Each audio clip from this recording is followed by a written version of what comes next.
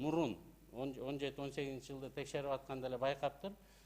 Биз сиздерге айттык, 2 миллиард 600 миллион доллардан аштык таза киреше кириптир Центара компаниясына. Ошонун 80%-ын биздин Кумтөр кени берип турган. Бүгүн дагы берип атат. Бирок ошол эки Кыргыз Голд компания тиги дивидендтерди Центрага жиберип атканда салык төлөбөйт да. Внутривидовые сделки, третьи лица деп соглашениянын ичинен жазып койгон экен. Ошонун негизинде биз төлөбөйбүз дейт. Анан биздикилер макулдай берген экен. Канададан жанагы Центра компаниясы, Канаданын компаниясы, Кыргызстандын Кыргыз алтын компаниясы өзүнүн кожоюнуна 26% бар эле да. Мурун 32% бар болчу. Ошого дивиденд төлөгөндө, 84 миллион доллар дивиденд төлөгөндө 5% кармап калыптыр да. Анан биздин салык инспектору айтат да, бу кандай силер? Кыргызстандын Кыргыз Голд компаниясы силерге Канадага дивиденд төлөсө биз кармабайбыз.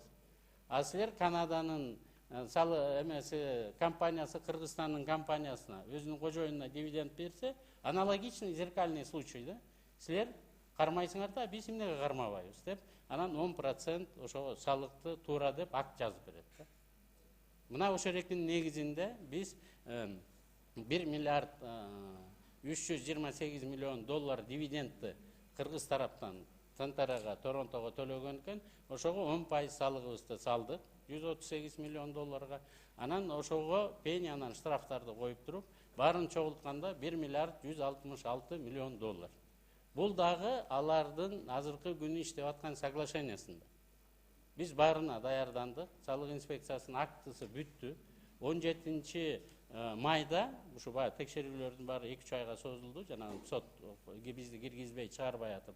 Анан акты биз Кыргыз Голд компанияга бердик. Берейли десек, алардын кожоюнунан бирөө жок.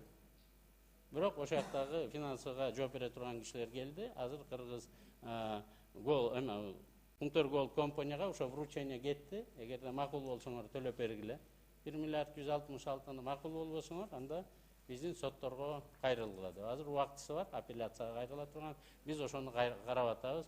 Бирок дагы бир жолу айтып коеюн, жанагы экология боюнча штраф бул талашсыз.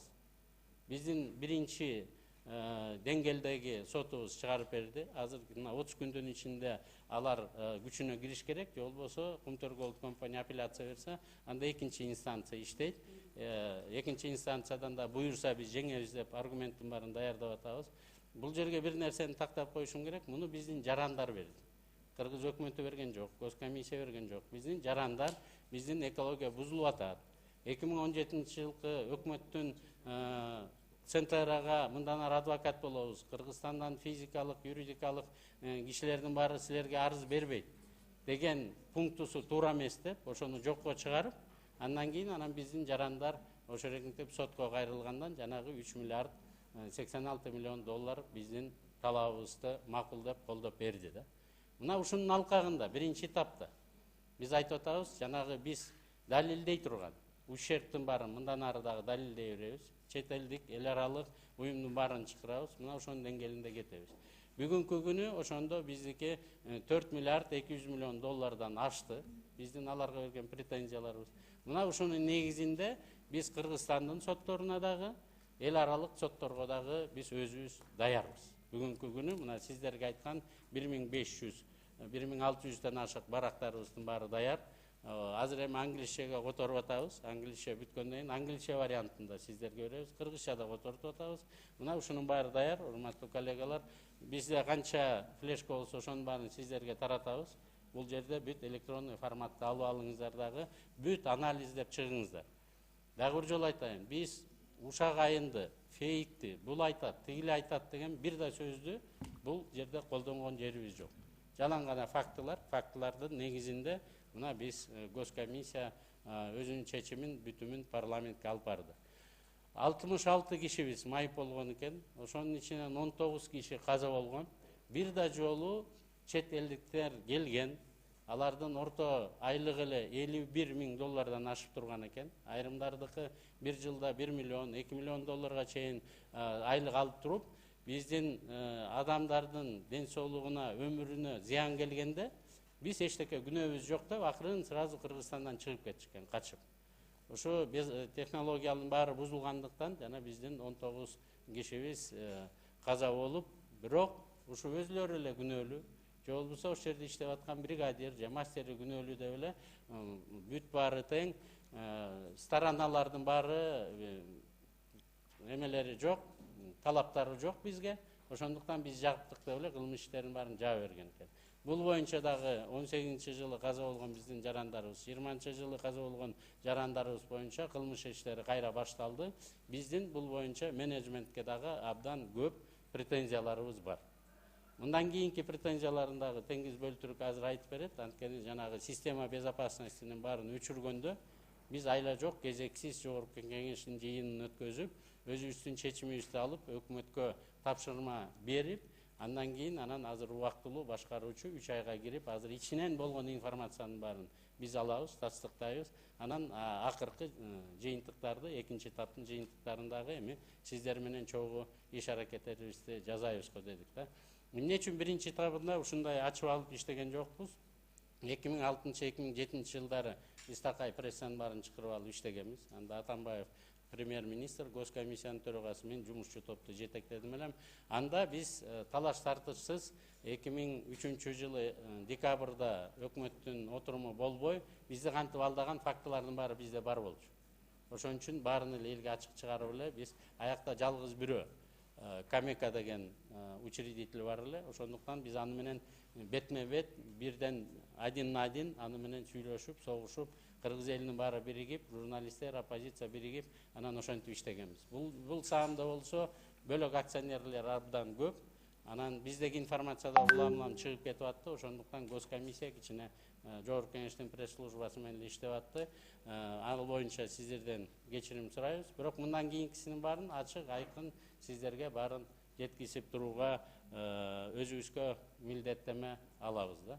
Урматтуу коллегалар, мен ойлоп атам, эң чоң согуш Кыргызстандын көз карандысыз мамлекет болушунун экономика тарабында. Көз карандысыз каяк жагынан болот? Военный суверенитет болот, политический суверенитет болот, культурный суверенитет болот, анан экономический суверенитет болот да. Мына ушу экономический суверенитетке эң чоң согуш башталды. Мен сиздердин баарыңыздардан сурап кетет элем, биз өзүбүздүн көз карандысыз мамлекет экенибизди сиздер менен чогуу баарын далилдейт.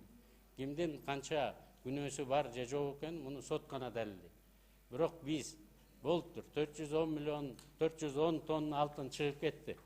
Бирок мындан ары 500 тоннага жакын алтыныбызды Кыргыздын экономикасына, Кыргыздын келечегине, биздин балдарыбызга чыштап кетели деп атабыз. Дагы бир 5-10 жылдын ичинде Кудай буйрса, Теңиз мырза менен дагы бир топ пландардын баарын куруп атабыз. Бир 5-10 жылдын ичинде 20 жылга алган, эң эле мына биздин кошунабыздан алган кредиттердин баарын жаап бүтсөк, анан калгандарын болсо көп карыз ала бербей, өзүбүздүн экономикабызды дагы өндүрүп кеткенге ушу Умтөргени чын эле экономиканын паровозу, локомотиви боло тургандай пландарыбыздын баарын жасап иштеп, анан кийин мына 400 тонна алтынды, 410 тонна алтындын баасы эле бүгүнкү күнү 11,4 миллиард долларга сатылды. Эгерде ушу баа тура бере турган болсо, дагы бир 12 миллиард, 2,5-3 миң долларга чейин баа өсөт деп атат. Мындан аркы акчалардын баарын биздин Кыргызстанга, экономикасына салабыз. Эки этаптан турат. Бул алтынды казып алуу жана ошону заводдон алып чыгып алтын кылуу. Ал этаптарынын баарында тең Афинаж заводдун ичине кошкондо бүт этаптарынын баарын тең изилдеп чыктык. Госкомиссия көзүбүз жетти. 100% ал жердин баарында тең Кыргыздын жарандары иштеп атат. Квалификациясы, деңгээли жетиштүү.